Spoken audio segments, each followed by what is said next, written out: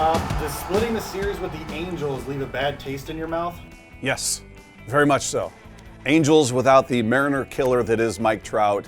A team that's, 16 games under 500? They're a terrible team. They're terrible. They've got nothing to play for. They're without their biggest star. You went up against pitchers that aren't having good seasons. You had Eckstein, who's done nothing against anybody except for the Mariners, teeing you up. It was very frustrating because you felt like with a team like that coming to your home field and everything you've got on the line, talking about the Mariners versus a team that's really got nothing other than to play spoiler, you need to take 3 of those. And the most frustrating thing was Robbie Ray had a couple of tough outings, and then he comes out and throws an absolute gem against this team, striking out 10, giving you 7 innings, 1 run, and you lose to the Angels. That was remarkably frustrating. I mean, the first 3 games of that series, they scored 6 total runs, and then they scored 6 in the final game. So for me, that just sort of emphasized what we had talked about before in the acquisitions that they didn't make at the trade deadline, which was to help bolster the offense. The offense is really just, it's kind of an all or nothing situation. They have nights where they can explode, and then they'll just go dormant and squeeze out a run or 2 and leave a million runners on base. So I kind of feel like if they get to the postseason, that might be their demise, is the inconsistency of their offense. How desperate are you to see Julio back in the lineup? Pretty desperate, yeah. Yeah, I mean, listen, I love that Haniger's back. Had a couple hits over the weekend. I've kind of, tempered my expectations. I don't want to place unfair expectations that he's just going to step right in and be Mitch Haniger of last season. I still think, despite a couple hits, maybe it takes him a bit to truly find his groove up there. Ty France dealing with injuries, and Kyle Lewis, I don't really know what to expect from him at this point offensively. So having Julio back in the lineup, I think, is absolutely crucial for this team, especially with J.P. Crawford kind of slumping a bit. Hopefully Winker will have a good game, and we're all like, I think he's snapping out of it. I think he's coming out of it. And then you'll have 3 or 4 games where nothing really happens. So that's been the problem. You get teased by a lot of these guys. They'll have a great game or a big moment, and you think this is going to be the catalyst, and then they kind of go quiet for a few games. After seeing series against both the Astros and Angels in the last week, who do you dislike more? Oh, the Astros. I thought I could muster up the hate for the Angels because that actually ended up in a physical confrontation. And at that moment, I hated the Angels more specifically Phil Nevin and Rendon. But with the gap in time, they don't really have any players that you look at and just go, ugh. Like Bregman. You look at his face and you just want to punch it. In their fans, the Astros fans, in their media, and then you hear their play-by-play guy.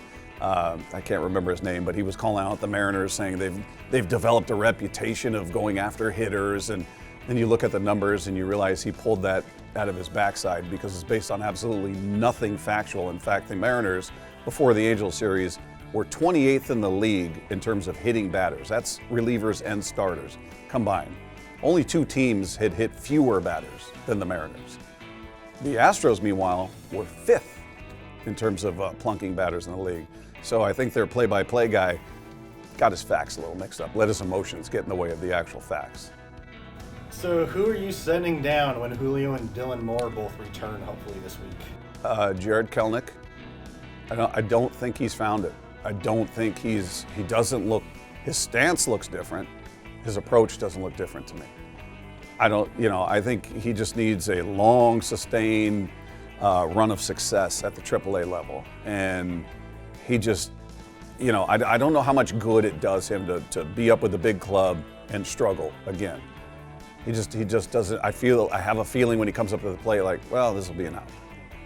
And I don't know how he feels. I don't know if he's pressing. I thought maybe once he hit that home run, that might change things a bit for him, but he doesn't look like he's got it yet.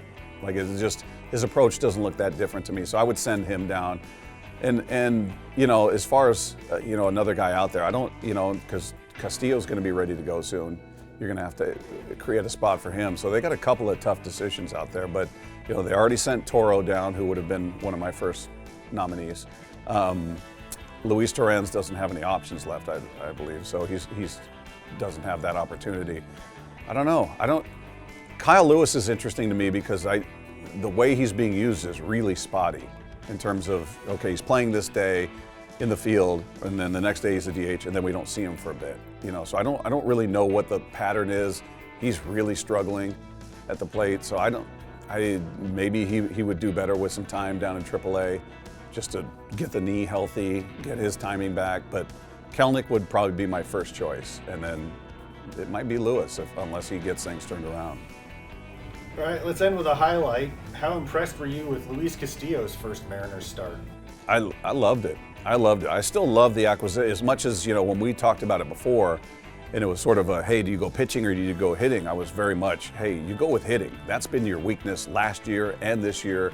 Your rotation has been really good for the most part. So, that the bigger concern for me was and still is the offense. But having that guy there, that was impressive to see the strikeouts. He got, maybe a little tired towards the end, gave up a couple runs, and then the walks you don't love. He had 3 walks, I believe, in that start, but he's got electric stuff. He's a top of the rotation guy. So you figure you go into a series with, him, Robbie Ray, and Logan Gilbert.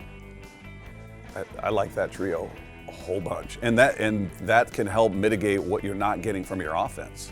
So I was impressed. I love the acquisition.